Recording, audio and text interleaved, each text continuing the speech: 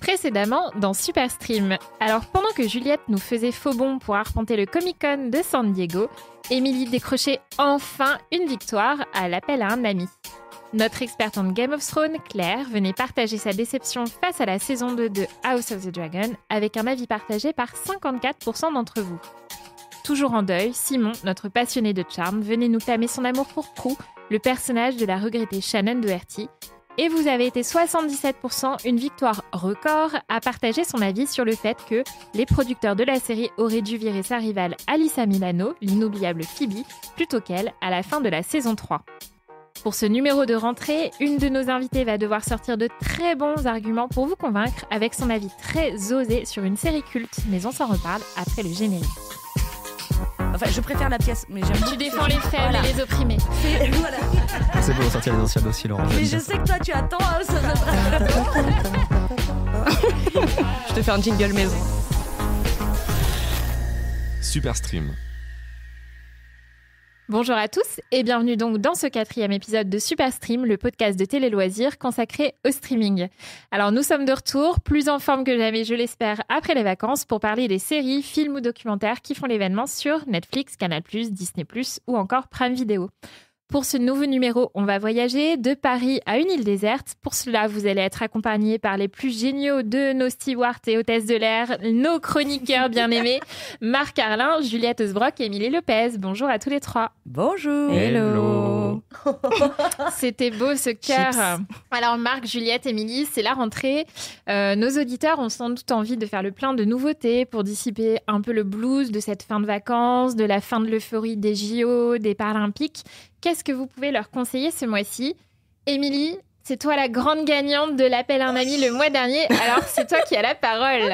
Alors, on est censé leur empêcher d'avoir le blues. Mais moi, je vais quand même parler d'un documentaire qui n'est pas non plus super feel-good. Hein. Je te vois rire, mais oui.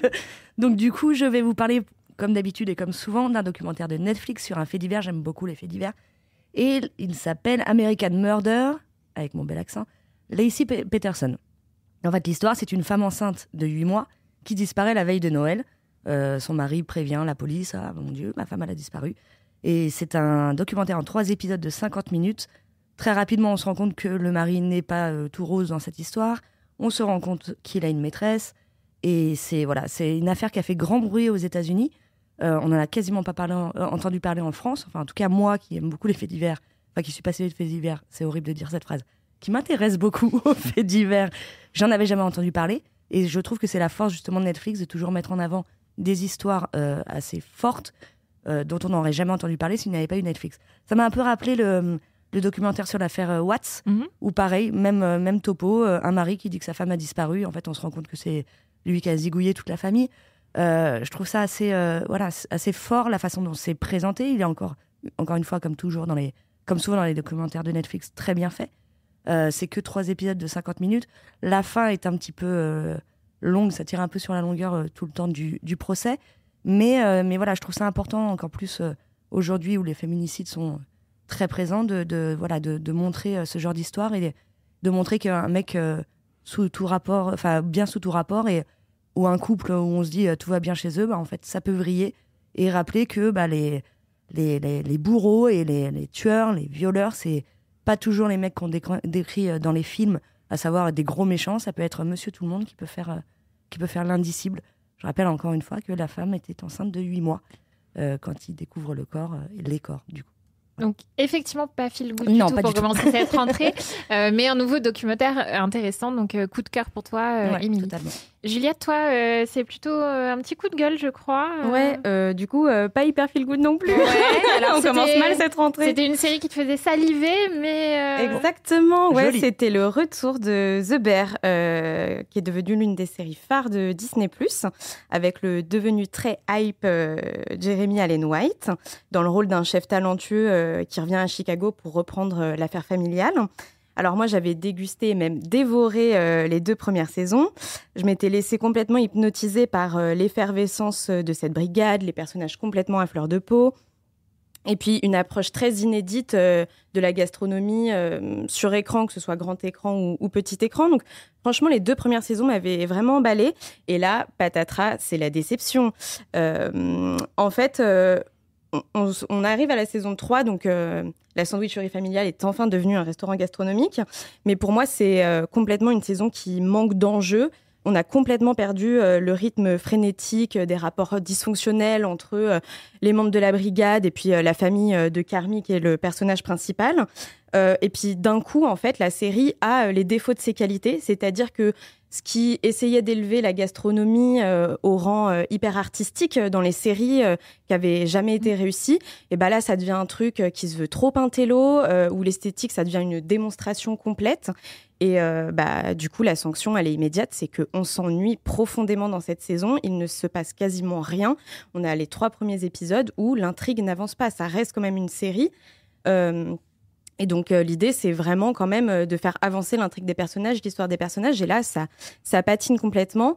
À l'exception peut-être d'un très bel épisode sur l'accouchement de Nathalie, où Jamie Lee Curtis revient dans la série qu'on avait déjà vue dans les premières saisons, mais très brièvement. Et là, par contre, elle fait une démonstration de jeu qui est absolument formidable. Donc, ne serait-ce que pour ça, regardez cet épisode-là, qui peut d'ailleurs se regarder sans le reste de la saison. Voilà. Mais parce que j'aime bien... Non, vas-y. Mais parce que j'ai pas envie non plus d'être complètement chonchon à la rentrée des classes et qu'on va repartir du bon pied, sur Disney+, quand même, à découvrir, il y a la saison 4 d'Only Murders in the Building, qui là, pour le coup, me faisait beaucoup plus peur que la saison 3 de The Bear. J'avais peur que le côté mystère s'essouffle, qu'on ait du mal avec un 4e meurtre dans le même immeuble à se renouveler. Voilà, mais la série, elle a rien perdu, ni de sa malice, ni de son excentricité, ni de son don de surprise. Donc, par contre, foncez. Là, le soufflet n'est pas retombé. Mais voilà, alors, j'ai voulu la faire tout à l'heure. C'est exactement celle que j'ai voulu placer parce que ça m'étonnait un peu que Marc le sorte pas. J'avais éventuellement, ça sentait un peu le réchauffer. Voilà, ouais, pas mal. Alors Marc, justement, on finit par toi ce tour de table. J'avoue que ça me fait très plaisir parce que c'est moi qui t'ai fait découvrir cette série. Tout à fait. Je vais parler de politique, mais ça sera quand même assez réjouissant. Et pas chiant. Rassurez-vous, pas chiant. Et surtout beaucoup plus réjouissant que le feuilleton actuel à la recherche du Premier ministre. Donc cette série, ça s'appelle The Girls on the Bus, disponible sur la plateforme Max. Et le bus du titre, c'est celui que prennent les journalistes pour suivre la campagne électorale américaine. Et en l'occurrence, dans la série, on suit 4 femmes qui sont plongées dans les remous de la primaire démocrate. Donc on a une journaliste qui est totalement tête brûlée, un peu faux folle, qui entend des voix. Enfin, en l'occurrence, qui même plus qu'entend des voix des gens qui sont morts. Et en l'occurrence, la personne qui est morte et qu'elle voit, c'est Hunter Thompson, donc l'inventeur du journalisme gonzo, qui était incarné par Johnny Depp, notamment dans le film Leaving Las Vegas. Il y a une reporter très aguerrie, qui apparemment est sans faille. Il y a une journaliste d'une chaîne de télé plutôt conservatrice, très conservatrice même. Et puis une influenceuse, qui est plus habituée au like qu'au scoop. Donc ces 4 femmes, on va les suivre pendant les 10 épisodes de la série. Moi, ce que j'aime bien dans cette série, c'est que ça réussit quelque chose d'assez casse-gueule, qui est à la fois montrer des coulisses d'une campagne et en même temps un truc un peu soap, c'est-à-dire vraiment avec beaucoup d'intrigues amoureuses, des rebondissements, etc. Du sexe. Et c'est pour ça qu'Émilie regarde, de toute façon. Oui. Et... Parce que la primaire démocrate, clairement, tu t'en fous. Non, mais ce que ça réussit vraiment, c'est que ça montre des sujets sérieux comme le déclassement des populations pauvres, le racisme, et même l'avortement. Il y a une sous-intrigue sur l'avortement qui est quand même très très bien gérée, je trouve. Et en même temps, des trucs très soap, quoi. Donc c'est quand même assez feel good au final. Ça se regarde très très bien. Ça se binge même, je pense. Et voilà. J'ai adoré aussi cette série. Avant même que tu m'en parles, mais ça ne m'étonne pas parce que tu as des goûts très sûrs en termes de série. Elle te donnera pas plus de points au jeu parce que tu lui fais du lèche-bottes. Et tu lis, on voit comme dans un livre. Non, ce qui est vachement bien, c'est qu'en général, les séries politiques, et notamment sur la politique américaine, qui est quand même extrêmement compliquée, c'est chiant. Et on comprend rien. Et là, en fait, c'est très très bien expliqué, mais pas de façon genre un peu lourde, genre on va vous montrer les trucs. Non, en fait, on comprend tout. Le quatuor marche super bien. Sur le papier, elles sont pas censées s'entendre du tout. Et en fait, elles sont vraiment super. Il y a une vraie sororité entre elles. Je l'ai très mal dit, ce mot. L'héroïne, au début, tête à claque. Et en fait, au final, on commence un petit peu à s'attacher à elle. Même attachante. Le seul truc, c'est que j'en peux plus des séries où, à la fin de la saison 1, on te dit suite, à la suite. Enfin, saison 2. Alors, malheureusement, c'est le problème parce que du coup, Max a décidé de ne pas renouveler The Girls on the Bus pour une saison 2. Ah ouais, tu ne savais pas? Ah non, je savais pas. Voilà, du coup, la série, c'était un peu ma déception parce que j'ai effectivement trouvé que c'était une petite pépite du printemps et il n'y aura pas de saison 2. Donc, on ne saura pas. Après, moi, j'ai vu la série aussi. Je l'ai adorée. Bon, sur le côté politique, moi qui aime beaucoup les séries politiques, j'ai quand même trouvé ça un peu tarte à la crème. Enfin, je veux dire... Si vous avez envie de comprendre comment fonctionne la démocratie américaine, c'est pas cette série qu'il faut regarder. Moi, mais c'est plus une série de copines exactement. En fait, que de séries politiques. Dans un contexte, par contre, effectivement, sociétal qui est hyper intéressant. Moi, je l'ai adorée, je l'ai bingée en un week-end. Par contre, quand j'ai su qu'elle n'était pas renouvelée pour une saison 2, malgré le cliffhanger de la saison 1, ça n'a pas été source de déception pour moi parce qu'en fait, pour moi, c'était une série à concept, c'est-à-dire le titre de la série, 4 journalistes qui montent dans le bus. Bon, si on se refait d'autres élections, enfin, je veux dire, quelle allait être la suite pour développer le concept. Pour moi, ça marchait très bien sur une saison. Il n'y avait pas besoin d'en faire plus. C'est pour ça que pour moi, la fin était peut-être un peu décevante parce qu'il n'y avait pas besoin d'annoncer une suite. Fallait boucler l'intrigue. Donc voilà, pour moi, ça marchait hyper bien comme ça. Et au contraire, peut-être laissons cette saison qui est d'une belle qualité vivre sa vie et sans avoir besoin d'être ternie, peut-être pas une saison 2 qui aurait manqué d'efficacité. Non mais t'as raison, effectivement, c'est plus, on est plus proche de, je sais pas, Sex and the City que West Wing, par exemple. Oui, carrément. Mais quand même, ça dit des trucs, moi je trouve, sur l'Amérique actuelle. Et en fait, il y a une façon de faire dialoguer les personnages qui représentent chacun un peu des courants de l'Amérique actuelle, qui est assez maline.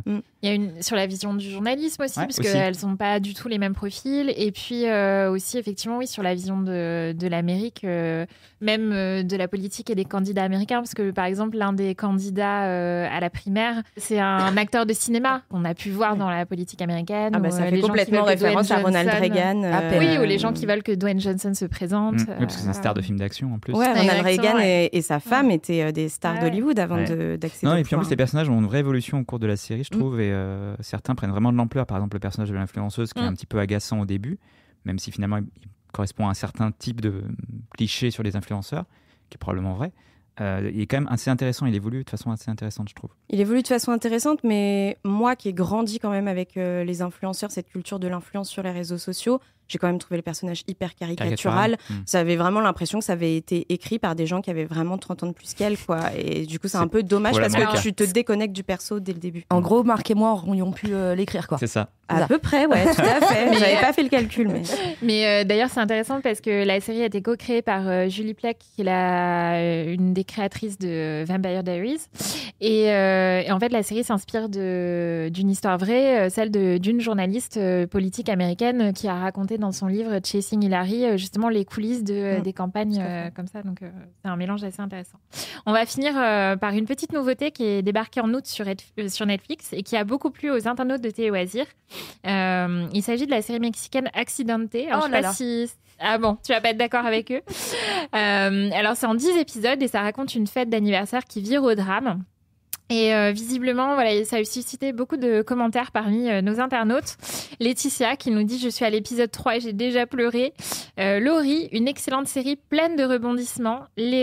Stéphanie qui dit « Pas mal, mais quand même, c'est hyper machiste ». Et Laïla qui nous dit qu'elle a dévoré ça en 2 soirées. Et surtout, visiblement, beaucoup de personnes qui espèrent que la série aura une saison 2. Alors visiblement, Émilie n'en fait pas partie. Non, voilà, il y a des longueurs en fait, très clairement. 10 épisodes, c'est beaucoup trop.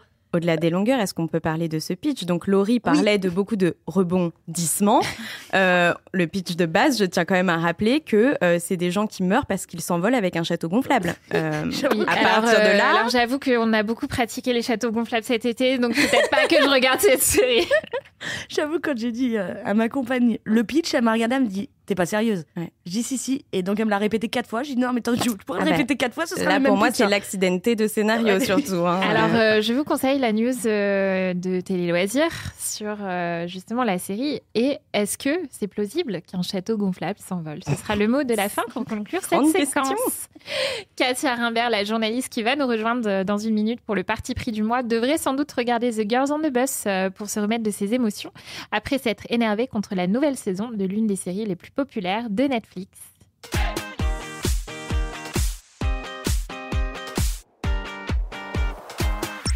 Pour se détendre cet été, comme beaucoup d'entre vous sans doute, notre journaliste Katia Rimbert se réjouissait de retrouver la saison 4 d'Emily in Paris sur Netflix. Mais elle a vite déchanté devant ses 5 premiers épisodes. Bonjour Katia. Bonjour. Et oui, je suis assez déçue. Alors pour moi, Emily in Paris, c'est un peu comme un bonbon trop sucré. On y revient, on sait que c'est pas bon, on sait que c'est pas terrible, mais c'est une espèce de plaisir coupable et on y va quand même. Donc moi, je suis un peu adepte, j'avoue, du binge-watching sur ce genre de série. Donc je me mate tout d'un coup, en faisant un peu autre chose, je l'avoue. Mais là, j'avoue que je suis très déçue parce que j'en attendais pas grand-chose et je suis quand même... voilà, un peu circonspecte. En fait, je trouve que c'est très mal joué. Et donc, déjà, ça n'a jamais été extrêmement bien joué. On est d'accord qu'on ne regarde pas ce genre de série pour le jeu des acteurs. Mais là, c'est les mystères de l'amour, quoi. Enfin, c'est une telenovela, je trouve ça vraiment pas terrible. Émilie, j'ai l'impression qu'elle est en espèce de pilote automatique. Elle est en « Oh, wow, oh my God, oh bonjour, oh machin ». Mais enfin, il n'y a que ça, mais que ça. Et je trouve qu'on lui donne rien à jouer, on la dirige pas. Enfin, c'est celle qui sauve un peu le truc pour moi, c'est Camille Raza. C'est la seule que je trouve... Qui joue Camille, exactement. C'est la seule que je trouve pas mal. Mais ouais, j'étais hyper déçue. Et surtout, on attendait quand même l'histoire d'amour entre Émilie et, je ne spoil pas au cas où vous n'ayez pas vu, Alfie ou Gabriel. Et bah, même ça, c'est raté. Voilà, donc ouais, c'est une déception. Et d'autant plus que je trouve qu'il y a quand même dans cette saison 4 des thèmes abordés assez... je sais pas comment le qualifier, mais assez couillus, on va dire, pour parler poliment. Je me dis quand même, Sylvie Gratton qui se retrouve à devoir dénoncer la personne qui est censée racheter l'entreprise de son mari, y avait des trucs à dire. T'as quand même un triangle amoureux avec une nana enceinte, quand même un couple lesbien. Enfin, il y a plein de choses. Et j'aurais attendu un truc un peu de sororité, de voilà, on parle de plein de choses dont on ne parle pas d'habitude dans Emily in Paris. Et du coup, faire quelque chose de, je sais pas, plus engagé, plus, je sais pas, un peu plus punchy à regarder. Et là, ça reste très plat, même avec des sujets quand même qui pouvaient parler à beaucoup de monde. Donc voilà, c'est ma petite déception. Alors, visiblement, t'as pas été la seule à être déçue. On a demandé aux internautes de Téloisir ce qu'ils en pensaient. On a Laura qui nous dit à propos de cette saison 4, « Il est temps que cette série s'arrête, plus aucun intérêt ». Et Candice qui nous dit « Je n'ai pas du tout aimé ». Alors, on va pas trop spoiler peut-être, mais elle a détesté carrément l'une des intrigues de cette saison, notamment autour de la grossesse. Voilà. Alors, on va commencer par... Tu regardes Marc avec insistance. Ouais, j'ai vu Marc hocher la tête quand tu as parlé des mystères de l'amour, donc on va commencer par Marc. Tout à fait, j'étais exactement sur la même idée de dire, je me suis demandé si j'avais pas lancé une série d'AB Productions, et en fait non, c'était vraiment Emily in Paris. Non, c'est terrifiant, enfin je veux dire, hormis carrément quoi, c'est Resident Evil, mais avec Lily Collins. C'est ça. Lily Collins, en fait je la sauverais un petit peu quand même. Parce que je trouve qu'elle garde quand même un peps, un truc un peu Audrey Hepburn sous ecstasy qui est rigolo. C'est vrai, c'est pas faux. Et voilà, et Ashley Park aussi que je trouve quand même toujours drôle. Mais à part elles deux, effectivement, je suis d'accord avec Katia, ça joue affreusement mal, vraiment. Alors la palme, c'est pour les interprètes de Nicolas et Julien. Et donc quand il y a les scènes avec les deux, alors là c'est le cataclysme. Mais non, mais c'est quand même très très plat. Moi j'ai juste regardé la première saison, je m'étais arrêté après. Et j'avais quand même un souvenir d'un truc un peu plus pétillant, quoi. Et là, je trouve ça très très plat, ça manque de rythme. C'est vraiment, on s'ennuie, quoi. En fait, on a l'impression que l'intrigue n'a pas avancé depuis la saison 1, en fait. C'est ça. Émilie. Non, mais vous me faites rire. Je vous rappelle que Gossip Girl dure 6 saisons. Donc pendant 6 saisons, il y a une meuf qui au final n'est pas une meuf en plus. C'est la fin la plus... Oh mon Dieu. Ça va, c'est sorti il y a 250 ans. La fin la plus claquée au sol de l'histoire des séries, je pense. Il y a une meuf qui révèle les coucheries de Serena et de Blair. Donc, et ça ne choque personne. Ça a tenu 6 saisons. Donc là, en fait, Emily in Paris, pour moi... il y a des meurtres, il y a des enlèvements dans Gossip Girl, enfin... Là, je suis désolée, mais ne serait-ce qu'effectivement, la storyline autour de Sylvie Gratton, j'ai trouvé ça formidable. En plus, elle, pour le coup, joue très très bien. Ouais, mais tu vois, je trouve quand même le personnage a perdu vachement de force, je trouve, quand même, par rapport à... Elle est devenue un peu trop caricaturale, je trouve. Puis je trouve que Philippine Leroy-Beaulieu est moins flamboyante que moi, dans mon souvenir de la saison, en tout cas. C'est le pitch de départ de la série. C'est-à-dire qu'au début, je vous rappelle que c'est une américaine cruchette qui débarque à Paris, qui parle pas un mot de français, et on nous dépeint un Paris que aucun de nous qui vivons à Paris depuis des décennies ne connaissons. Non, mais ça va bouger, je suis d'accord avec toi. C'est qu'en fait, pour moi, la 4, elle est dans la continuité de la 1, de la 2, de la 3. Elle fait un choix, désolée c'est sorti, mais moi je le dis, elle choisit Gabriel, c'est le pire choix au monde, mais de toute façon elle est cruchette, donc elle le choisit lui. Mais en fait, il reste encore la partie 2, puisque Oui, à l'heure où nous enregistrons, on n'a pas encore vu la partie 2. Et tu sais très si bien... ça se trouve, elle peut rechoisir l'autre team, Voilà. ou encore une troisième a priori, il y a une troisième personne. Ouais, mais enfin, faut que Alfie, il arrête, hein, c'est bon, il est trop bien pour elle. Voilà, on a compris. Moi, vraiment, je l'ai pris comme j'ai pris les premières saisons et j'ai passé un super bon moment. Effectivement, il y a des petits problèmes de jeu quand c'est des Français qui jouent ensemble.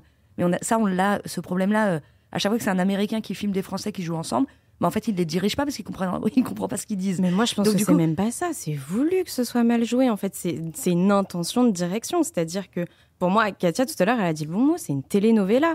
Et c'est comme quand tu regardes Amour, gloire et beauté ou Les Feux de l'amour. Tu regardes pas pendant 2 ans, tu reprends l'intrigue, t'es pas perdu.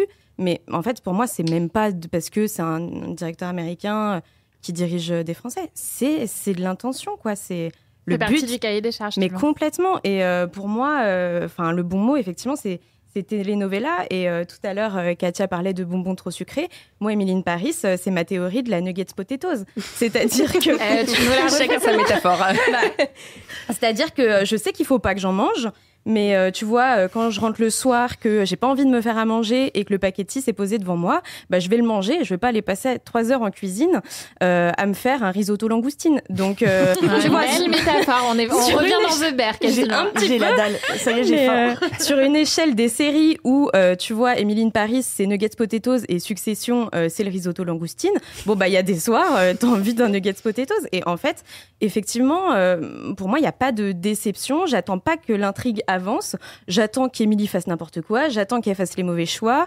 J'attends que Ashley Park se mette à chanter sous le nez de son ex, tu vois, mais avec son nouveau mec. Mais en fait, c'est peut-être un peu son ex. En fait, on n'a pas compris. Mais même moi, ça, c'est exactement pas du ça que tout j'attends. exploité l'Eurovision, en fait. Parce que l'Eurovision, moi, je me suis dit, ça peut être fun, ça peut être kitsch et tout. Ouais. Ça peut amener un peu de pétillant. Et en fait, c'est complètement abandonné. Et la séquence où on les voit chanter, c'est nul. T'es là, genre, mais c'est pas drôle. En fait, ok, on a vu les regards en coin entre l'ex et elle, tu vois, genre, ok, on a compris. Mais juste, faites-nous un truc, tu vois, faites-nous un truc un peu plus fun sur l'Eurovision. Il y avait moyen de se moquer, il y a moyen de faire un truc, tu vois. Même ça, on l'a pas, en fait. Il y a plein de petits éléments qui étaient bien, mais qui sont pas du tout exploités. Mais je rejoins ce que tu dis, Juliette. Je trouve qu'il y a des trucs... Je trouve que les personnages deviennent plus que caricaturaux, ils deviennent ridicules. Ouais. Et du coup, moi, ça me sort de la série parce que j'ai jamais trouvé que c'était très bien joué, on va se mentir. Mais là, tu te dis... Enfin, ils deviennent... Après, c'est parce que ça fait 4 saisons, peut-être. Oui, il y a une lassitude, mais moi, je les ai trouvés ridicules, saison 1, en fait. Surtout que tout va... C'est peut-être pour ça. Surtout que tout va trop vite, tu trouves pas? Ouais. Enfin, en fait, ils veulent dire beaucoup de choses et ça va beaucoup trop vite. Et du coup, rien n'a de sens, rien ne s'encloche comme on veut. Enfin, je me rappelle plus du nom du personnage de celui qui a les cheveux gris dans l'agence Gratto, qui est hyper fun. Luc, voilà. Luc, il devient vraiment ridicule. Ouais. Avec sa nana sur la péniche, je ne spoil pas trop. Enfin... Vraiment, il passe pour un... Alors que moi, j'adorais ce personnage-là, je le trouvais fun, décalé. Oui, tu crois pas à son histoire, oui, c'est un peu tiré par les cheveux, mais au moins, c'était un vrai perso sympa. Là, le pauvre, on lui donne pas grand-chose mais t'as raison, ça passe très très vite. En fait, il se passe beaucoup de choses finalement, et les scènes sont très courtes. C'est très cut, il y a du montage, il y a de la musique, machin. Mais en même temps, il se passe rien. Exactement. Ouais. C'est quand même un espèce de paradoxe qui est vraiment propre à cette série, j'ai l'impression. Et ce que tu disais, Émilie, Gossip Girl qui a tenu 6 saisons... En fait, là, honnêtement, dans les 5 premiers épisodes, t'as l'impression que les gars, ils ont mis les idées de 2 saisons. Donc, pour moi, ça aurait pu tenir beaucoup plus sur la longueur, mais vu que tout va trop vite, rien n'est bien joué, rien n'est développé et tout, tu vois, ça fait pchit. Après, peut-être qu'elle n'a pas été pensée non plus pour être découpée en 2, comme l'a fait Netflix, parce que c'est leur grand truc. Moi, je sais juste que quand je regarde cette série, je suis bien. Enfin, tu vois, c'est ce que j'attends d'Emily in Paris. Quand je vais regarder Squid Game, je sais très bien que je vais être dans le mal. Enfin, tu vois ce que je veux dire? C'est un peu le côté, la série remplit son cahier des charges, c'est une série feel good. En fait, je pense qu'il ne faut pas en attendre plus. C'est-à-dire que tu regardes, t'es un peu attaché à certains personnages, plus à certains qu'à d'autres. Par exemple, moi, j'adore effectivement Alfie. J'aime beaucoup Camille. Émilie, de temps en temps, elle me touche. Kate Walsh me manque, très clairement. Mais Kate Walsh me manque dans toutes les séries possibles et imaginables. Mais voilà, tu regardes la série, t'es bien, t'es à la cool. Et c'est juste, c'est le contrat, en fait. Le contrat, c'est que tu vas avoir une série où tu vas voir Paris magnifié, et ça c'est quand même relativement cool. Ah bah ça, Parce qu'on ça attendait- continue, ouais. Voilà, et on a tendance Les toujours à dire que... costumes, Exactement. ouais. Voilà. Puis très belle scène, tu vois, de triathlon aussi dans le lac de Giverny. Mais ouais. C'est clair. Et du coup, on découvre aussi des coins de Paris, enfin aux alentours de Paris, par exemple Giverny. Je pense que l'Américain, enfin fond de son Kansas, il savait même pas que ça existait. Donc du coup, t'as un truc un peu historique et tout. Donc moi, j'étais très contente de ce début de saison 4. J'attends la suite et encore une fois, j'espère juste qu'elle va se séparer de Gabriel. Donc, voilà. Émilie sera au rendez-vous pour la partie 2. Totalement. Moi, le Juliette seul truc qui m'a vraiment chafouiné dans cette saison, et là où je vais rejoindre Katia, c'est l'intrigue. Et pour le coup, le personnage de Camille, je ne l'aime pas du tout depuis la saison 1. Désolée. J'aime beaucoup Camille Raza, mais pas Camille tout court.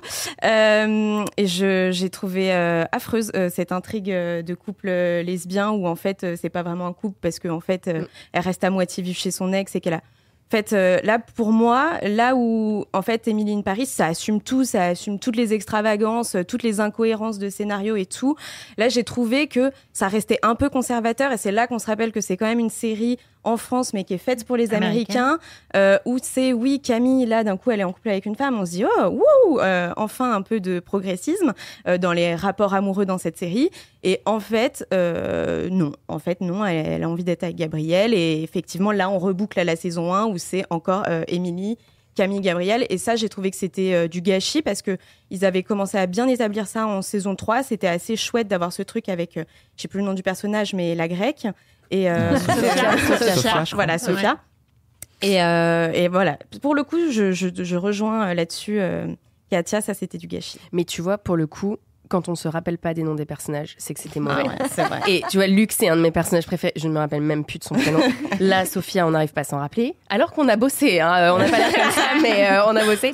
Donc c'est quand même que ça veut dire quelque chose. C'est qu'on s'est plus attaché à eux, on a oublié l'intrigue. Enfin, J'avoue que je me rappelle plus du nom du personnage de Kate Walsh, alors que je voudrais qu'il revienne. Madeleine, je crois Madeleine, je C'est crois, fort. t'as raison. Tu vois, c'est On pour l'a vu que. C'est on pour l'a ça vu- que c'est toi la chef du Ouais, podcast, c'est ça. tu vois. Allez. Allez, Katia, pour te détendre, je te propose d'écouter la séquence suivante puisque c'est l'heure du jeu préféré d'Émilie.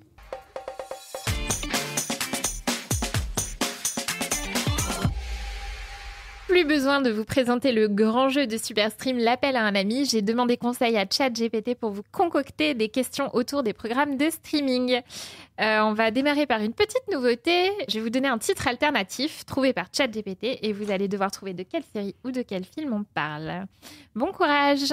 Alors c'est Collision fatale. Heartstopper. Accidenté. Un point pour Juliette. Ah, J'ai même. même pas eu besoin de donner d'indice. She's back.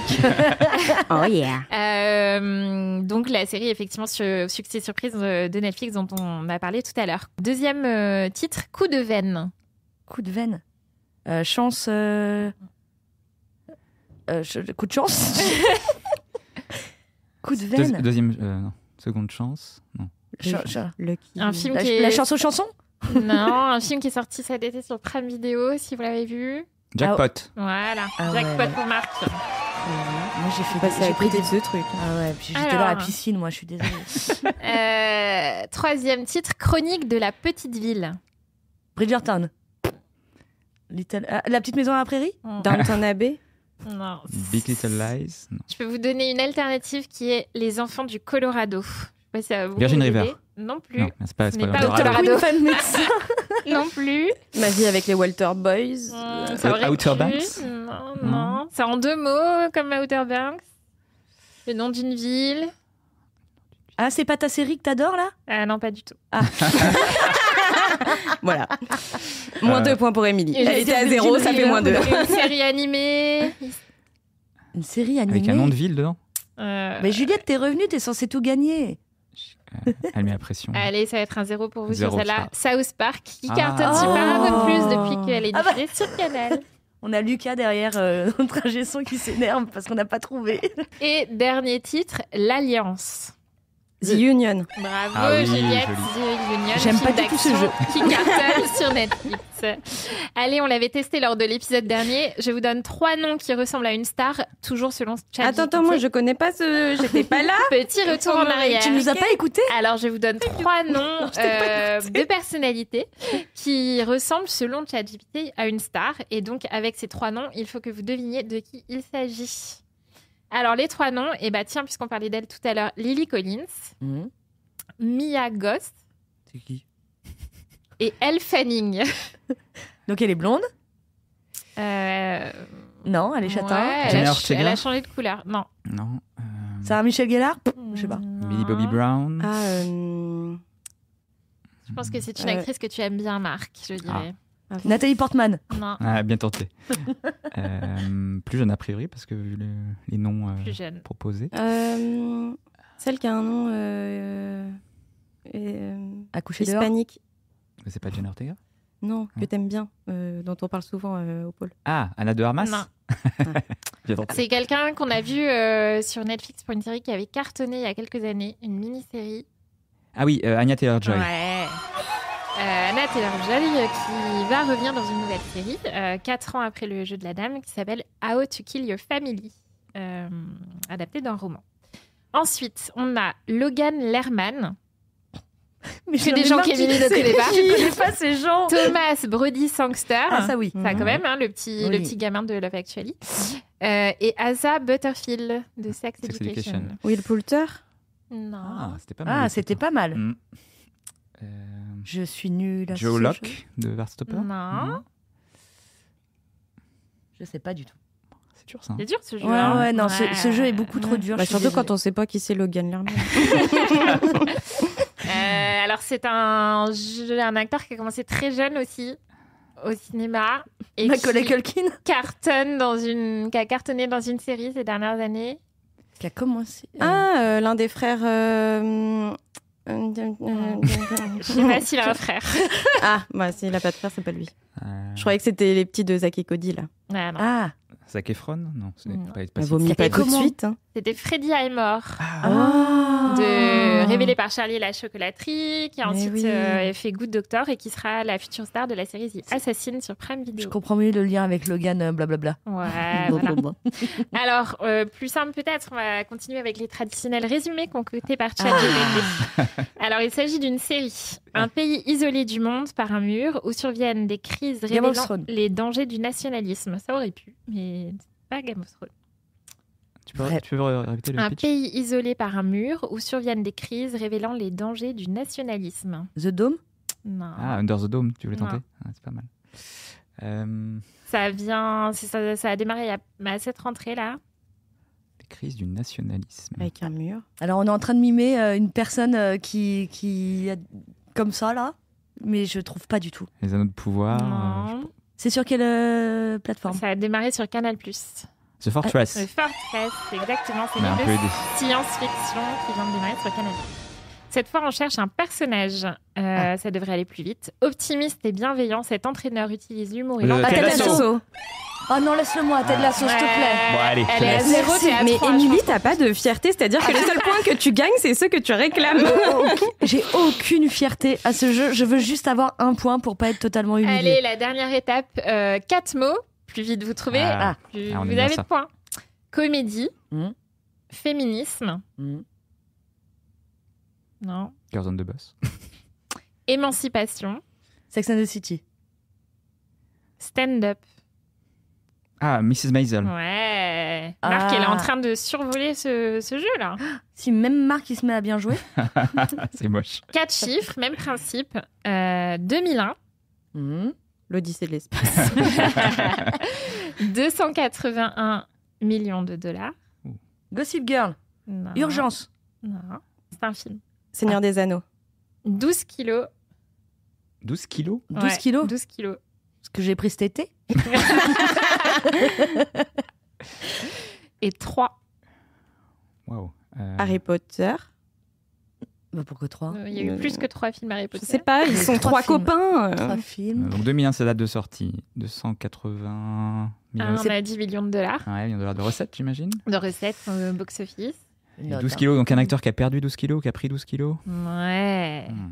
Ah, Bridget Jones. Oui. Oui, bien joué, Émilie. Oh, un point mérité. Elle est odieuse. Est-ce Du coup, qu'on on peut te- avoir Stéphanie Fuseau Par plutôt contre, on aussi récupère le pointé Voilà. de l'assaut. Du coup, on te retire le point. Ah non, ouais. Un point donné n'est jamais retiré. Si je vous dis des elfes, des nains, des hommes et un bijou. Seigneur des Anneaux, Anneaux, les les Anneaux. pouvoirs. Voilà. Et donc, les Anneaux de pouvoir dans la saison 2 vient de démarrer sur Prime Video. Il était pour qui le point là du coup? Bah, les Ouais. deux en même Deux, temps. ouais. Divise. Moi, j'ai même pas répondu, c'était trop Bon, facile. Et bah, de toute façon, du coup, c'est Marc qui a gagné. Mais non, bravo. Ma première victoire après 4 épisodes. On va Ça fait fêter du ça. bien. On va fêter Ouais. ça. Toi qui paye ton apéro, du coup. Voilà. Point Allez. apéro pour Ah, vous, ça y est, chez vous. elle l'avait pas encore sorti au bout Enfin, de tu 35 sais, minutes écoute- d'émission. Elle coûte cher en apéro, la Lopez, hein, donc t'avances pas tout de suite. Il est temps de passer au deuxième parti pris du mois. On va regarder dans le rétroviseur, du côté d'une série considérée comme culte pour beaucoup. Et on accueille notre journaliste Hélène Lille qui va partager son point de vue, une fois de plus, à contre-courant.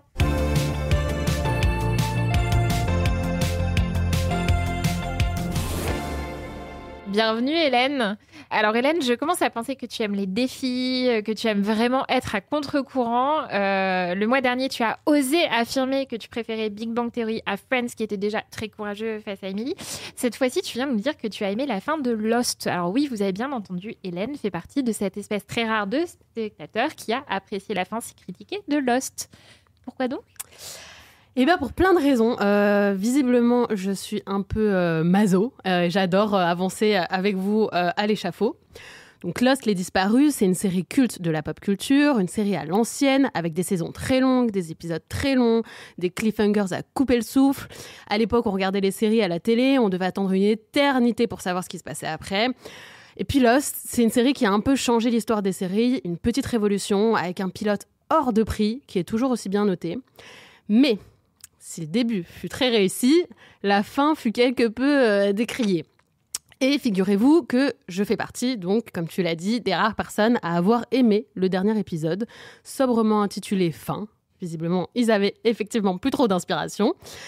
Déjà, la série se termine comme elle avait commencé. Jack est allongé par terre, dans la forêt de bambou, blessé. Son œil se referme après s'être ouvert au même endroit dans le tout premier épisode. Et entre le premier et le dernier épisode, il s'en est passé des choses pourtant. Et c'est ce qui rend ce final si émouvant. On a eu le droit à un crash sur une île, des péripéties en pagaille, à des flashbacks, des flash-forwards, même des flash-sideways.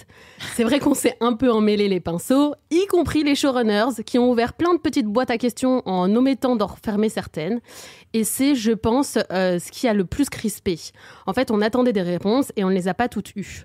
Personnellement, j'avais regardé la saison 1 lors de sa diffusion sur TF1 en 2005, puis j'ai lâché avant de tout binge-watcher 10 ans après. Et je savais que la fin était controversée. Et quand je l'ai vue, je me suis dit finalement, c'est mieux que ce que je craignais, quoi. Et ok, tout n'est pas très rationnel à la fin, mais la série l'a jamais vraiment été. Dès le pilote, il y a déjà des mystères. L'île est un personnage à part entière. Il y a du surnaturel, de la science-fiction. Et si cette fin est belle, selon moi, c'est parce que tous les personnages de Lost se retrouvent enfin, même s'ils ne sont pas morts en même temps. Ces personnages qu'on a tant aimés et qui ont tant souffert sont désormais tous apaisés. Jack, Kate, Sawyer, Hurley, Claire, Charlie, Locke, ils se retrouvent tous dans une église et comprennent à quel point ils étaient importants dans la vie de chacun, pourquoi l'île était si importante pour eux, avant d'entrer ensemble dans la lumière et de passer à autre chose en allant dans l'au-delà. Ces retrouvailles, c'est une image. Ils acceptent leur décès et leur passé. Alors c'est vrai que c'est une conclusion ambiguë, compliquée, plus spirituelle que terre à terre, et je comprends qu'elle est frustrée. Mais cette fin, elle est avant tout humaine et philosophique. Et elle m'a permis de tourner la page, comme, je pense, pour ces personnages. Ouais, c'est beau, elle m'a convaincue. Quel poète. Émilie, elle t'a pas convaincue. sans cœur. Non, ouais, alors c'est très bien, t'écris très très bien Hélène et on savait que t'étais une excellente journaliste, mais qu'est-ce que tu peux dire comme bêtise? Oh mon Dieu, c'est un enfer. Mais j'étais d'accord avec toi pour Emily in Paris. Oui, fallait venir pendant Emily in Paris, du coup. Alors Non, Émilie, pourquoi ? Non, vraiment, pour moi, cette fin, c'est une insulte aux fans de Lost. Et d'ailleurs, vous savez quoi, je suis même pas allée jusqu'au bout de Lost, justement parce que je donc tu savais... l'as pas vue cette fin Non, alors. je l'ai pas vu. Vous savez combien de temps ça dure, Lost? Ça dure 3 jours et 12 heures. 3 jours et 12 heures pour qu'à la fin, t'aies pas de fin. Non, je suis désolée, c'est du foutage de gueule. Même sur le titre, ils se sont foutus des gens, genre, fin, ok, super. Vous pouvez même pas un peu brainstormer en disant, comment on va l'appeler le dernier épisode? On va faire un truc un peu joli. Genre, pour Friends, c'est... voilà, c'est celui qui part... voilà. Là, je trouve que c'est vraiment prendre les gens pour des jambons. C'est genre, les scénaristes, ils se sont dit, oh bah tiens, on va faire 2-3 trucs, on va faire des machins tout au long de la saison. Et en fait, à la fin, tu te retrouves aussi paumé qu'au début. Je trouve que c'est insultant. Vraiment, c'est insultant. Et je ne comprends pas comment toi, qui est une formidable jeune fille, tu peux être d'accord avec cette fin toute pourrie. Alors pardon, on pourrait avoir l'avis de quelqu'un qui a vraiment regardé le final, s'il vous plaît. Juliette ? Tout à fait. Et d'ailleurs, moi, j'étais dans la même position qu'Émilie, c'est-à-dire que je n'avais pas regardé Lost jusqu'au bout, jusqu'à ce qu'on se dise qu'on allait en parler ce soir. Enfin, aujourd'hui. J'ai pas 3 jours à perdre. Et donc, du coup, moi, je m'étais arrêtée à la fin de la saison 3, et donc j'ai regardé la moitié de la fin de la dernière saison, quoi. Et en fait, l'intrigue n'avait pas tant avancé que ça, en fait, parce que j'étais pas si perdue que ça, alors qu'il me manque quand même 2 saisons et demie. Comme dans Emily in Paris, quoi. Comme dans Emily in Paris, exactement. Par contre, je serais quand même plus nuancée. Et Émilie, je t'invite quand même à regarder quelque chose dont tu parles à l'antenne. Vous allez vous détendre. Par contre, il ne faut pas que tu lui dises que le dernier épisode dure 1h40 parce qu'elle va jamais le regarder. Non, mais de toute façon, j'ai autre chose à foutre. Désolé, quoi. Non, pour moi, il y a un truc effectivement très philosophique dans cette fin, et je vois où ils ont voulu aller, je vois où ils ont voulu nous emmener. Alors moi, il y avait une dimension peut-être un peu trop religieuse dans cette fin, avec la notion de purgatoire, d'église, qui, je pense, est très américaine. Mais moi, par exemple, en tant que Française athée, où il y a moins ce côté sacral de l'église, j'avoue que ça m'a mis beaucoup de distance avec cette notion de purgatoire, même si j'en comprends la dimension et la force philosophique, et ça m'a d'ailleurs plutôt plu. Mais je trouve que ça met de la distance quand on n'a pas cette notion-là. Par contre, en fait, moi, tu parlais de boîte à questions qui avait été ouverte. Pour moi, c'est exactement ça le problème de la fin de Lost. C'est-à-dire qu'ils ont commencé à construire plein de petites routes qui vont vers plein d'intrigues différentes, qui ouvrent plein de pistes. Mais en fait, ils n'ont pas pu les achever, et ils ont un peu tout mis dans ce final, justement, d'1h40, en se disant, bon, on va essayer de finir de construire l'autoroute principale, mais par contre, les petites départementales à côté, elles sont pas terminées. Et donc, du coup, c'est vrai que tu restes avec pas mal de questions sur les bras, finalement. Alors oui, il y a cette jolie fin où tout le monde se retrouve, et c'est vrai qu'il y a cette dimension humaine, et puis même Jack, dont l'ombre du père planait un peu au-dessus de cette série pendant en tout cas toutes les saisons que j'ai vues. C'était bien justement de clôturer la boucle avec lui, qui les emmène justement vers l'au-delà. J'ai bien aimé cette notion-là, mais pour moi, il y a quand même pas mal d'incohérences, et notamment autour du personnage de Locke, qui, moi, est, je trouve, l'un des personnages les plus intéressants de la série Lost. Justement, si on reste dans cette idée que la fin de Lost, c'est de dire qu'ils étaient dans le purgatoire en attendant de passer dans l'au-delà et d'avoir résolu un peu tous les conflits intérieurs qu'ils devaient résoudre pour être en paix, je trouve que sur Locke, par exemple, il y a quelque chose de manqué. Ils en ont fait un personnage principal, mais à la fin, Locke n'est plus vraiment Locke. Il est habité par cette espèce de démon de fumée noire, mais du coup, qui n'est pas lui. Donc, du coup, on n'est plus dans la résolution de son conflit intérieur, sauf quand on est sur les flash sideways. Donc, du coup, moi, c'est ce genre de choses qui m'ont un peu dérangée. Mais je pense que moi, justement, je m'étais jamais décidée à regarder le final. Là, je l'ai fait pour les besoins de l'émission. Et honnêtement, je suis contente de l'avoir fait. Ne serait-ce que pour me faire une propre opinion. Et quand je suis dans les dîners, ne pas dire « Ah, mais j'ai pas regardé » ou « Ah ouais, moi aussi, j'ai trouvé ça nul », alors qu'en fait, j'en savais rien. Mais ouais, voilà, je pense que c'est bien de le regarder. Alors Marc, qu'est-ce que t'as inspiré cette 1h40 de finale de Lost ? Un peu long. Non, mais moi je suis dans une position différente, parce que moi j'avais vu la fin de Lost à l'époque, tout en ayant abandonné la série en cours de route, parce que j'en pouvais plus en fait. Effectivement, il y avait trop de pistes explorées, ça partait trop dans tous les sens et ça me fatiguait. Et donc je l'ai revu hier soir, pour rien vous cacher, combien, 14 ans, un truc comme ça, 13 ou 14 ans après le premier visionnage. Donc à l'époque, j'ai faisais partie des gens déçus, effectivement, comme beaucoup. Et finalement, à le revoir, il y a des trucs qui sont quand même intéressants. Donc j'ai une impression mitigée, c'est-à-dire qu'en fait, je trouve que la toute fin finalement est quand même assez belle. C'est-à-dire qu'en fait, effectivement, c'est très religieux, c'est trop religieux à notre goût, à nous. Mais en fait, c'est assez beau, c'est assez philosophique. Par contre, il y a vraiment des trucs qui marchent plus du tout, et notamment visuellement, c'est très très moche. C'est cheap, la lumière blanche et tout. Ouais, et puis les fonds verts, ça crève les yeux, quoi. C'est ça. Ouais. Donc ça, c'est un peu dur à regarder quand même. Mais par contre, je trouve qu'effectivement, il y a des trucs. Alors le problème, effectivement, comme disait Juliette, c'est qu'il y a plein de trucs qui sont pas résolus. Donc en fait, en vrai. Oui, mais est-ce que c'est vraiment gênant de laisser aussi des trucs un peu ouverts et de dire en fait, c'est ça qui est intéressant avec Lost. Je trouve que ça ouvre le débat. En fait, ça ouvre le débat sur c'est quoi une bonne fin de série. Est-ce qu'une bonne fin de série, c'est une fin de série qui résout ou pas? Et est-ce qu'une fin de série réussie, c'est une fin de série qui plaît aux fans ou qui correspond à la vision du créateur? Et ça, pour le coup, Lost, je pense, correspond à la vision des créateurs, mais pas du tout à celle des fans. Oui, et puis je pense que Lost, ça fait vraiment partie des séries dont il était impossible de donner une fin satisfaisante aux fans. C'est-à-dire que ça avait été un tel succès à sa sortie, ça avait été tellement novateur sur tout un tas de construction scénaristique. Je pense qu'il était impossible de livrer une fin aux fans, quand bien même ils auraient fait 3 saisons de plus ou 2 saisons de moins. Je pense que c'était pas possible, sauf d'en faire une mini-série, mais ça n'existait pas à l'époque. Et peut-être que finalement, le format qu'il aurait fallu pour Lost, c'était une mini-série. Aussi, peut-être, des fois. Ouais, mais je pense qu'il était impossible pour les créateurs de livrer une fin qui satisfasse les fans et qui crée pas le débat qu'on a encore 15 ans plus tard. Ouais, mais ce qui est assez fou, c'est que là, on en discute. Donc toi, t'as lâché en cours de route. Toi, Juliette a lâché en cours de route. Ouais, moi aussi. Marc a lâché en cours de route. Toi, t'as tout regardé d'un bloc, mais après mais avoir lâché en cours de route. J'écrivais mon mémoire. Non, mais tu vois, t'as commencé à regarder, t'as lâché en cours de route, et moi, j'ai fait la même chose, j'ai lâché en cours de route. Donc en fait, ce qui est assez drôle autour de cette série, c'est que aujourd'hui, elle est considérée comme étant culte. On est quand même 5 personnes autour de la table, il y en a 4 qui l'ont lâché en cours de route et qui sont même pas allés jusqu'au bout. C'est pour ça que je te dis que la vois notion de mini-série était c'est peut-être pour ce qui correspondait mieux à Lost. J'appuie à ce que tu disais. Après, il y a un truc intéressant, je pense que dans ce que tu disais, Hélène, c'est aussi que à l'époque de Lost, on regardait un épisode religieusement, un épisode par semaine. On attendait une semaine d'avoir son nouvel épisode. On attendait 3 ou 4 mois entre 2 saisons aussi. Donc ça maintenait l'intérêt et peut-être du coup d'autant plus la frustration quand on dit on a attendu tout ce temps pour ça. Là, on a, comme toi tu l'as fait, on a l'occasion de voir l'intégralité d'une série en quelques semaines, quelques jours, pourquoi pas. Donc du coup, ça change aussi le rapport qu'on a au visionnage, à l'intrigue. Donc il y a peut-être ça aussi.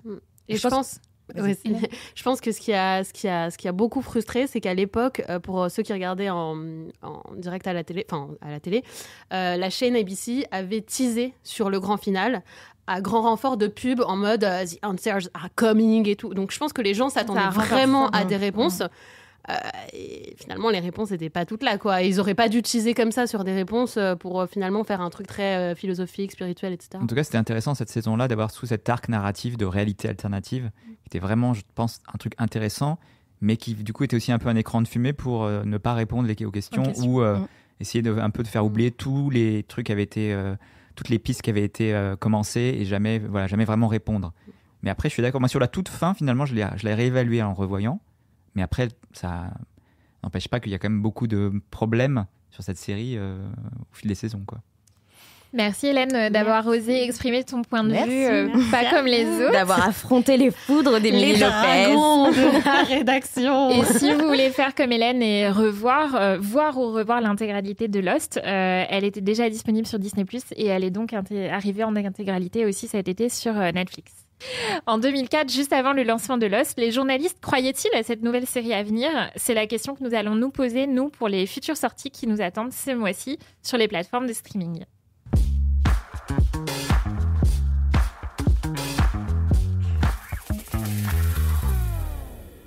Qu'allez-vous regarder en septembre sur les plateformes? Les sorties à venir donnent-elles envie à nos chroniqueurs? On fait le point. Et notamment, pour commencer, sur Agatha All Along, qui arrive le 18 septembre sur Disney+. C'est la série dérivée de WandaVision, centrée sur le personnage d'Agatha Harkness, jouée par Catherine Hahn. Alors moi, effectivement, Marvel, c'est l'un de mes grands débats intérieurs, c'est-à-dire que c'est un univers que j'ai longtemps adoré quand il était au cinéma. Je trouve que depuis Disney et l'arrivée notamment de Disney+, et la multiplication des séries, il dilue complètement l'essence de la franchise et donc du coup, j'ai de plus en plus de mal à m'y retrouver.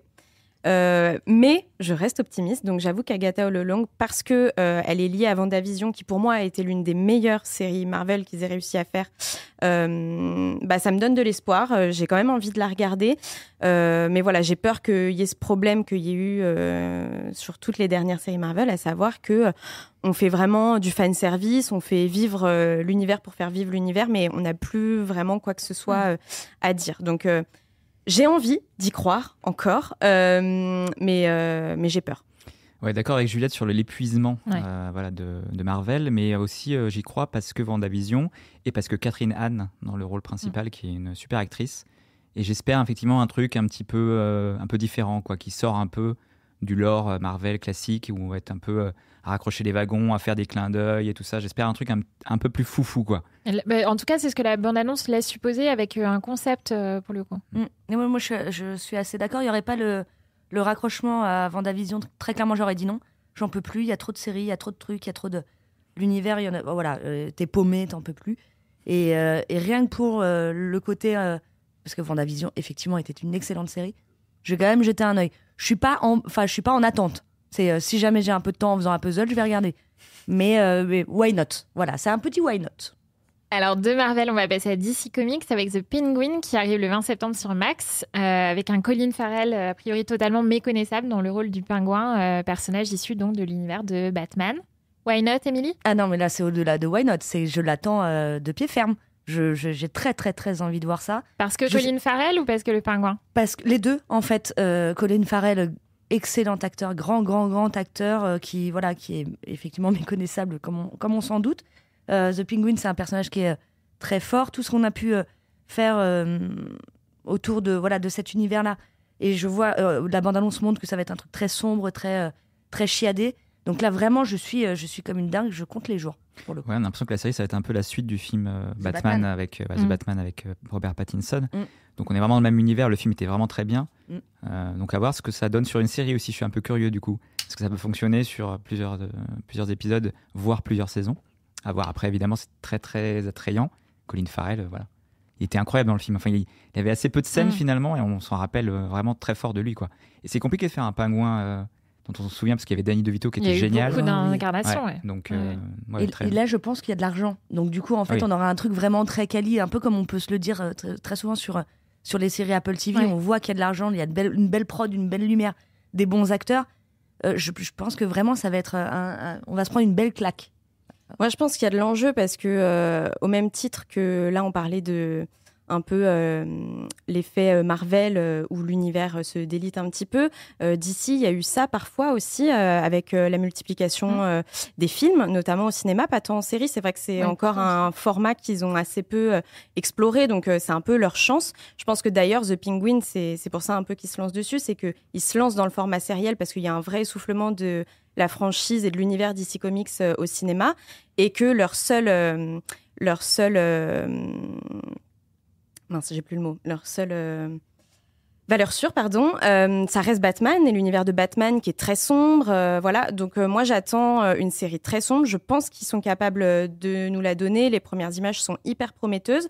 J'ai évidemment pas de doute sur Colin Farrell, même si c'est pas pour lui que je regarde la série, parce que autour du pingouin, au-delà du personnage qui est vraiment l'un des personnages les plus populaires auprès des fans et y compris auprès de moi, il y a tout un truc à raconter autour du pingouin, vraiment autour de ce système de mafieux qu'il développe. Il y a tout le côté complètement underground de l'univers de Batman à développer. Donc ça, c'est à la fois quelque chose de très excitant, mais c'est un pari qui est hyper risqué, quoi, parce que s'il se rate, à mon avis, l'univers d'ici va prendre peut-être le coup mortel, quoi. Alors, on va passer du côté de Netflix. Le 19 septembre va sortir la saison 2 de Monstres.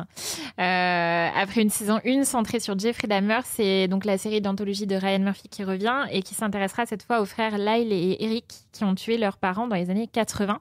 Émilie est au bord de la crise d'asthme. Celle-là, je sais que tu l'attends énormément. Je l'attends énormément déjà parce que, comme je l'ai dit au début de ce podcast, les faits divers, c'est quelque chose qui m'intéresse beaucoup. J'avais bien évidemment, et comme beaucoup de monde, dévoré Dahmer. Je suis une grande fan du travail de Ryan Murphy et de la façon dont il peut te raconter des histoires, et notamment sur Dahmer, c'était le cas. Cette histoire-là, moi, je la connais un petit peu parce que j'avais vu, il y avait une série qui était pas folle, mais l'histoire est complètement dingue. A priori, en plus, on va vraiment se focaliser sur les parents de ces deux frères, donc qui ont tué leurs parents. Et comment ils en sont venus à faire ça. J'ai ultra hâte de voir ce que ça va donner. Ça, c'est vraiment mon gros truc de la rentrée. Juliette? Moi, je suis assez partagée. J'avais regardé Dahmer, j'avais beaucoup aimé. Et par ailleurs, effectivement, Ryan Murphy fait partie de ces showrunners que j'adore, qui sont vraiment des valeurs sûres pour moi. American Crime Story, par exemple, c'est une de mes séries préférées. Mais j'ai un peu peur parce qu'en fait, avec Dahmer, il y avait eu toute cette polémique avec laquelle j'étais pas si en désaccord sur l'effet de glamorisation du tueur en série. Et c'est vrai que Netflix, à force de charger la mule sur du contenu en fait divers. Alors, le documentaire, c'est encore un peu différent puisque là, on essaie de prendre de la distance avec le sujet. Mais dans les docu-fictions, quand même, il y a cette notion chez Netflix souvent, et c'était le cas avec Dahmer, de presque porter au nu comme un anti-héros le tueur en série. Donc, moi, ça avait pu parfois me déranger dans Dahmer. Alors là, ce qui peut sauver la mise, c'est qu'effectivement, on se concentre sur les parents, avec notamment Javier Bardem, que j'aime beaucoup en tant qu'acteur. Donc c'est peut-être, et Chloé Sevigny aussi, qui est une excellente actrice et qui collabore beaucoup avec Ryan Murphy, et c'est souvent réussi. Donc pour moi, c'est ça qui peut sauver la mise, mais attention, quoi, Netflix, je trouve qu'il joue vraiment avec le feu, et tout le monde n'arrive pas toujours à prendre la distance nécessaire en regardant ce genre de série, à se dire que c'est inspiré de faits réels. Ouais. Et Dahmer, par exemple, Jeffrey Dahmer n'est pas un héros. Voilà. Marc, petite alerte aussi là-dessus. Ouais, je suis un peu d'accord avec Juliette. J'y crois parce que effectivement Ryan Murphy, parce que le cast, parce que l'histoire de toute façon est folle et va forcément nous intéresser. J'ai un peu peur aussi Alors déjà, il y aura forcément le rapport, même si c'est pas la même histoire, mais il y aura le lien avec Dahmer. On va se dire, est-ce que c'est aussi bien, est-ce que ça va faire autant de folie sur autant de buzz que Dahmer. Mais après, sur la qualité de la série, j'ai pas trop de doutes. Mais par contre, sur peut-être un trop plein, effectivement, c'est possible en fait. J'ai l'impression que depuis Dahmer, on a encore eu plein de documentaires pour le plus grand plaisir d'Émilie, mais du coup, il y a peut-être un effet de lassitude, donc attention à ça. Après, sur la glamorisation des serial killers, des tueurs en série, on n'a pas attendu Netflix. C'est-à-dire que tous sont toujours reçus, tu as des trucs comme ça. Non, mais le problème de Netflix, c'est qu'en plus de la glamorisation, ça se fait en quantité et ça devient presque de l'usine. Ils industrialisent la glamorification et c'est ça le danger. C'est qu'une fois de temps en temps, sur certaines choses où quand même Ryan Murphy, quand il faisait pas des séries pour Netflix, ça arrivait à espacer ses saisons et à prendre de la distance avec son sujet. Le fait de produire en quantité industrielle, ça rend la distance de plus en plus difficile parce qu'on veut faire dans l'efficacité en termes de scénario, on veut faire dans le spectaculaire et on veut le faire dans le cliffhanger parce qu'on transpose en fiction et que c'est quand même ça qui marche pour le spectateur. Mais du coup, le fait de produire en quantité industrielle, pour moi, ça crée une minimisation de la distance et c'est ça qui est dangereux, quoi. Même si on n'a pas attendu Netflix, t'as raison. Alors, un genre totalement différent pour le dernier programme, puisque c'est Miskina la pauvre, la saison 2 de la comédie avec Mela Bedia qui revient donc le 27 septembre sur Prime Video. Marc ? Ah bah c'est sympa, merci de me lancer en premier. Alors, je n'ai rien contre Mela Bedia, mais elle ne me fait pas beaucoup rire. Donc, j'y crois pas des masses. Après, je crois que la saison 1 avait plutôt bien fonctionné. Déjà, il y a une saison 2, effectivement. Et puis, je pense que même, il y avait finalement eu un effet plutôt bonne surprise. Donc, je vais y croire pour les gens qui apprécient son humour. Mais moi, personnellement, je vais probablement fuir. Moi, Miskina avait été une très bonne surprise pour moi en saison 1. Mela Bedia, en spectacle, effectivement, c'est pas celle qui va me faire le plus rire. Mais justement, du coup, ça avait été une très belle surprise en saison 1. Je trouve que scénaristiquement, elle fait un très beau duo d'écriture avec Xavier Lacaille. Oui, c'est ça. Oui, c'est ça, pardon. Donc, et ça marche très bien. Effectivement, ça peut, quand tu regardes juste la bande-annonce, avoir cet aspect d'humour un peu potache, un peu facile.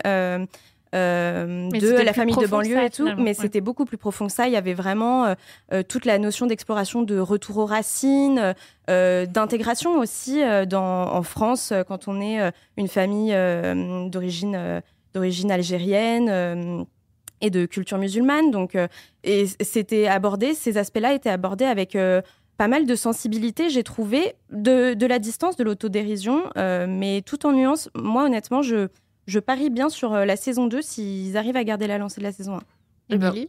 Comme d'hab, je suis d'accord avec Juliette Osbrock. D'hab, c'est quand ça t'arrange. Là, en l'occurrence, ça m'arrange. Non, mais je suis assez d'accord. Moi, j'allais regarder la saison 1 en me disant, why not, pour le coup. J'avais passé un super bon moment. J'ai vraiment le sentiment que Mela Bedia est une grosse bosseuse qui vraiment chiade ses projets. Et donc, du coup, j'ai hâte de voir cette saison 2 en me disant, si t'as bossé aussi fort que sur la saison 1, et je n'en doute pas du tout, la saison 2 va être de la même qualité. Et c'est la fin de ce 4e épisode de Superstream. le podcast de tes loisirs consacré au streaming. Merci Émilie, Juliette, Marc. C'est toujours un plaisir de vous écouter, de tenter de vous arbitrer. Merci à vous, auditeurs, de nous avoir suivis. On a hâte de découvrir vos commentaires et surtout de savoir si vous serez d'accord ou non avec les chroniqueurs et les invités qui sont venus débattre aujourd'hui. Réponse le mois prochain dans le 5e épisode de Super Stream. D'ici là, n'hésitez pas à liker, commenter et partager ce podcast.